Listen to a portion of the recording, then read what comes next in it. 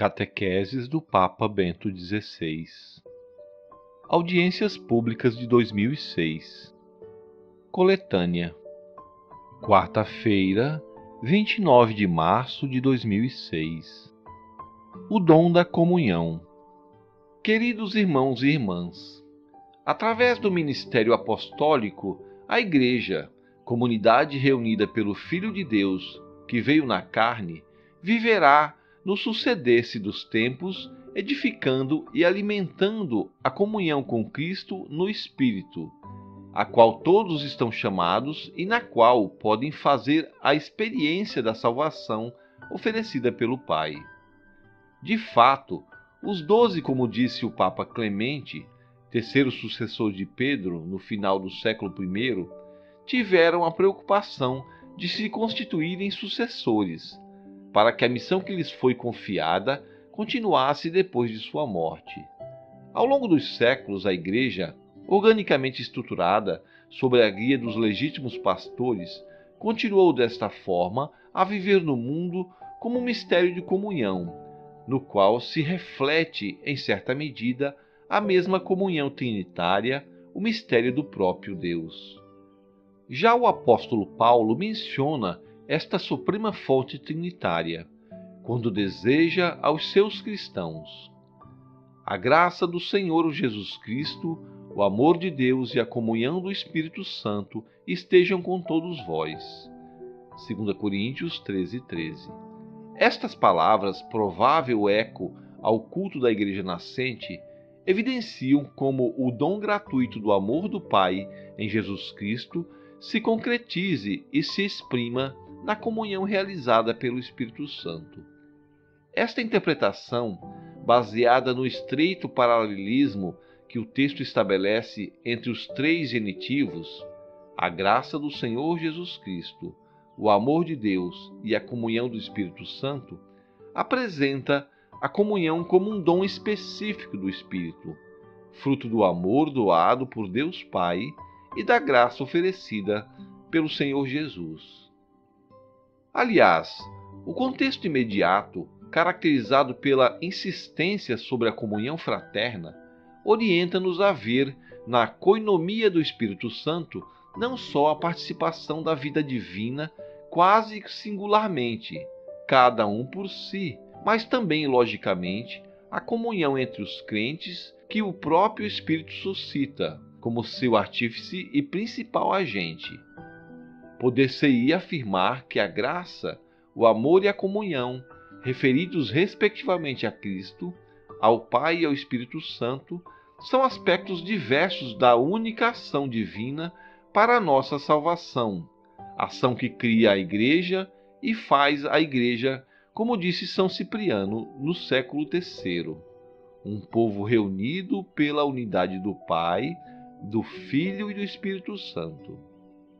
A ideia da comunhão como participação na vida trinitária está iluminada com particular intensidade no Evangelho de João, onde a comunhão de amor que une o Filho ao Pai e aos homens é, ao mesmo tempo, o modelo e a fonte da comunhão fraterna, que deve unir os discípulos entre si. Que vós ameis uns aos outros como eu vos amei. João 15:12. Para que todos sejam só, como nós somos um. João 17:21. Portanto, a comunhão dos homens com o Deus Trindade é comunhão dos homens entre si. No tempo da peregrinação terrena, o discípulo, mediante a comunhão com o Filho, já pode participar da vida divina dele e do Pai. E nós estamos em comunhão com o Pai e com o seu Filho, Jesus Cristo. 1 João 1:3. Esta vida de comunhão com Deus e entre nós é a finalidade própria do anúncio do Evangelho, a finalidade da conversão ao cristianismo. O que nós vimos e ouvimos, isso vos anunciamos, para que também vós estejais em comunhão conosco. 1 João 1:3. Por conseguinte, essa dúplice comunhão com Deus e entre nós é inseparável, onde se destrói a comunhão com Deus, que é comunhão com o Pai, com o Filho e com o Espírito Santo, destrói-se também a raiz e a fonte da comunhão entre nós.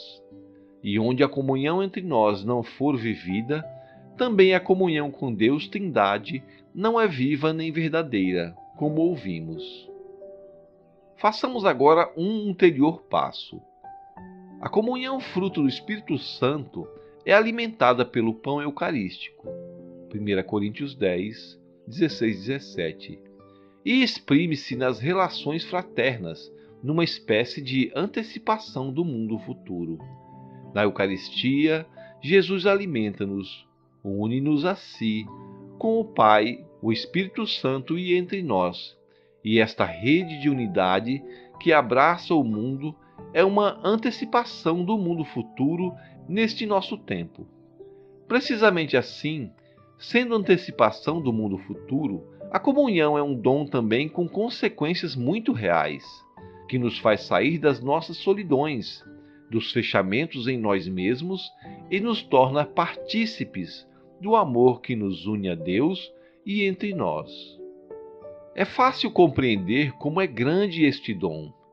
Se pensarmos na fragmentação e nos conflitos que afligem os relacionamentos entre os indivíduos, os grupos e povos inteiros. E se não existe um dom na unidade do Espírito Santo, a fragmentação da humanidade é inevitável.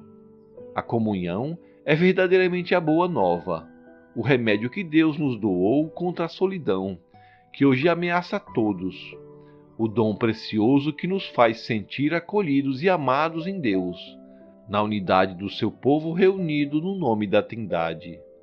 É a luz que faz resplandecer a Igreja como sinal elevado entre os povos. Se dissermos que temos comunhão com Ele, mas caminhamos nas trevas, mentimos e não praticamos a verdade. Pelo contrário, se caminharmos na luz com Ele, que está na luz, então temos comunhão uns com os outros.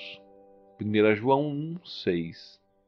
A Igreja revela-se assim, apesar de todas as fragilidades humanas que pertencem à sua fisionomia histórica, uma maravilhosa criação de amor, feita para aproximar Cristo de cada homem e mulher que queira verdadeiramente encontrá-lo, até o fim dos tempos. E na Igreja, o Senhor permanece sempre nosso contemporâneo.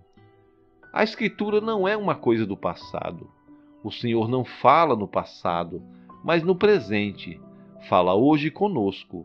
Dá-nos luz, mostra-nos o caminho da vida, dá-nos comunhão e assim nos prepara e abre para a paz.